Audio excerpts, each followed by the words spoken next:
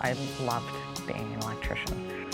The joy we do get is in the craft that we learn and being able to do that job and see the results of that job every day. That's gratifying, and that's usually what keeps us coming back to work, because we love the work.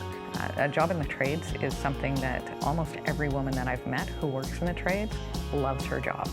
Some of the guys that I've met in the trades, they are here because their parents made them or because they didn't know what else to do.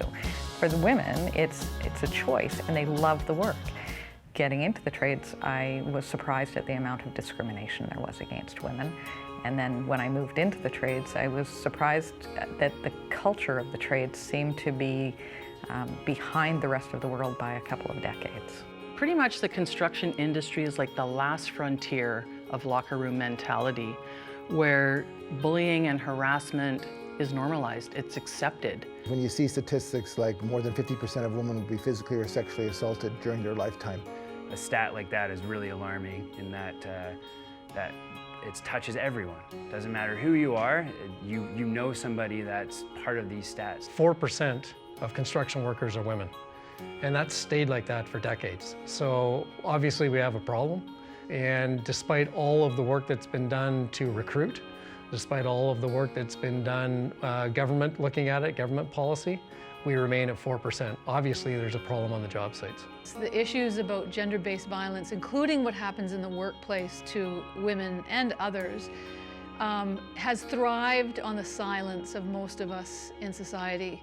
So we need to change that. It's the reason why women aren't staying in the trades, and others are turned away from it as well. It's a toxic environment. The reason we reached out to Ending Violence Association BC and the BC Lions is they have a program, Be More Than a Bystander, and their training method of men talking to men and conveying the message to each other has been proven to be successful. I think there's just such a lack of knowledge on what men can do to be more than a bystander. It's an incredible, dynamic group of men that are going to be stepping up and speaking up and encouraging their brothers and their sisters to do the same. When we went through the first day, it was really powerful. I went through all sorts of different emotions, I would say. I was really curious what the program, I had some idea what the outline would be, but I really didn't know the makeup of the group and how they would react to the program and how deep it would get. Growing up when I was a kid, there were certain things that I knew right from wrong, but I wish I had tools on things that I actually could do.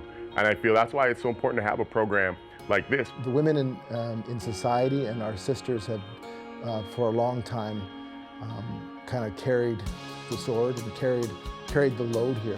But I don't think it's possible for women to reach men in the same way that I see men reaching other men. The men in the position, the leadership positions, can be role models for the young men coming in. It is our responsibility to ensure that these workers get a safe, encouraging opportunity in our craft to help facilitate bringing more women into our trades. There's not a company out there that doesn't recognize the value of having good people in their workforce. And right now, 4% of trades workers are women. So we'd love to see that number increase. And this course can help you do that. Most, if not all, men have the ability to make a difference on that site. They need the tools to do it, and that's the importance of what we just did.